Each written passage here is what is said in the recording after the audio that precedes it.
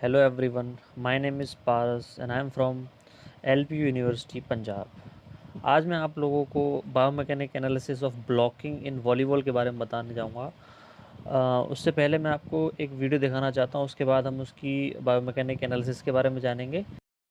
Block jump.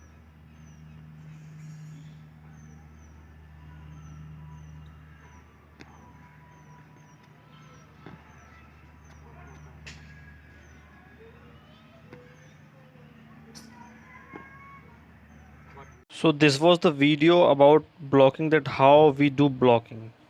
So what is blocking? Blocking is a technique which is used by blocker to stop the opponent's smash. Okay. अब हम blocking के phases की बात करते हैं। Blocking में 5 फेजेस होते हैं: stance, approach, run, take off और ball contact, then landing. So this is the stance position. इसमें क्या होता है कि नी थोड़े बैंड होंगे और जो लेग्स होंगे feet aparts according to shoulder width, और जो पाम होंगे दोनों नेट को फेस कर रहे होंगे और आइज जो वो बॉल पे होंगी। उसके बाद आता है अप्रोच रन। अप्रोच रन में सिंपल स्टांस पोजीशन के बाद जिस तरफ बॉल है, बॉल की तरफ अप्रोच करना है क्रॉस स्टेप लेके, और ज्वाइन करना है साइड ब्लॉकर को। नेक्स्ट है टेक ऑफ। टेक ऑफ में हम अपनी बॉडी को रेडी करते हैं जंप करने के लिए टुवर्ड्स द बॉल। जहाँ से बॉल आ रही है, बॉल को स्टॉप करने के लिए हम जंप करते हैं। Next is ball contact. Ball contact में जंप करने के बाद बॉल को ब्लॉक करना है, मतलब बॉल को टच कराना है हाथ से, ताकि बॉल को रोकना है कि वो अपने कोर्ट में ना आ सके, ब्लॉक करना है उसको। बॉल ब्लॉक करने के बाद सिंपल लैंडिंग करनी है ताकि कोई इंजरी ना हो सके, एंड लैंडिंग करने के बाद अपने थोड़े से नी को फ्लेक्स भी करना है। तो अब हम बात करते हैं बायोमैकेनिकल टर्म जो यूज़ होते हैं ब्लॉकिंग में। ठीक है, तो सबसे पहले आता है स्ट्रेंथ। स्ट्रेंथ कोई भी स्पोर्ट्स हो, कैसा भी स्पोर्ट्स हो, सब में यूज़ होती है स्ट्रेंथ। विदाउट स्ट्रेंथ हम कोई भी गेम खेल ही नहीं सकते हैं। ठीक है, उसके बाद आती है स्पीड। विदाउट स्पीड हम कोई भी स्पोर्ट्स नहीं खेल सकते हैं, और वॉलीबॉल तो एक ऐसा स्पोर्ट्स है इसमें स्पीड बहुत इंपॉर्टेंट रोल प्ले करता है। देन उसके बाद आता है एजिलिटी। एजिलिटी मतलब होता है क्विकनेस।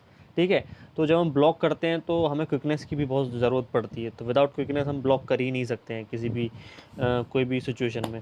तो agility is also very important. उसके बाद जो इसमें ब्लॉकिंग में जो यूज़ हुआ है वो जनरल मोशन यूज़ हुआ है। जनरल मोशन मतलब अपनी बॉडी को इधर से उधर मूव करना।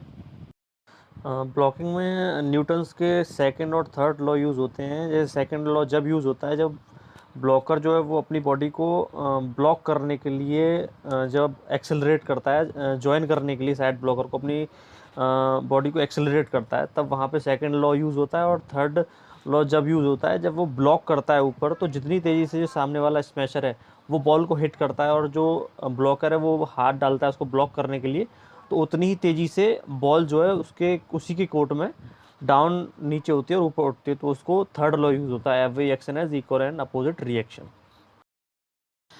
जब ब्लॉकर बॉल को ब्लॉक करने के लिए जाता है या तो जोन नंबर 4 या जोन नंबर 2 पर, तो वो अपनी बॉडी को एक्सेलरेट करता है ताकि वो साइड ब्लॉकर को जाके ज्वाइन कर सके और वो ब्लॉक कर सके। ब्लॉकिंग में डिस्टेंस और डिस्प्लेसमेंट दोनों यूज़ होती हैं। डिस्टेंस जब यूज़ होता है जब ब्लॉकर जो है सेंटर से जब साइड ब्लॉकर को ज्वाइन करने जाता है ब्लॉक करने के लिए। उसके बाद फिर अगर ब्लॉक नहीं हुआ तो फिर वापस आता है।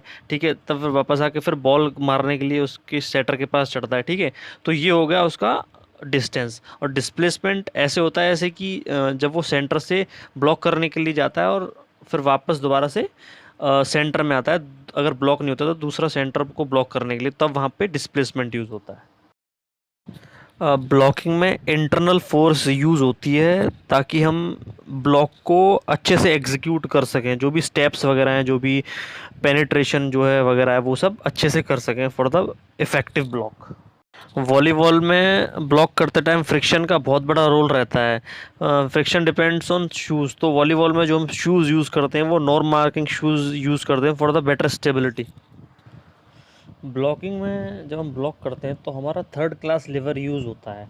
उसमें क्या होता है कि जो हमारा एफर्ट होता है वो रेजिस्टेंस और फलक्रम के बीच में होता है, तो इसमें हमारा थर्ड क्लास लिवर यूज़ होता है ब्लॉकिंग करते टाइम। जब हम टेक ऑफ करते हैं फॉर द ब्लॉक, उस टाइम ग्रेविटेशनल फोर्स लगती है हमारी बॉडी पे जो हमें नीचे की तरफ खींचती है, तो हम लैंडिंग करते हैं। जब हम ब्लॉक के लिए जाते हैं तो फिर जब हम साइड ब्लॉकर को ज्वाइन करते हैं, जब नीचे लैंड करते हैं तो उस टाइम स्टेबिलिटी की बहुत ज़्यादा ज़रूरत पड़ती है। अगर स्टेबिलिटी नहीं होगी तो हम ब्लॉकर के ऊपर कूद जाएंगे, साइड ब्लॉकर के ऊपर, और वो नेट फाउल हो जाएगा।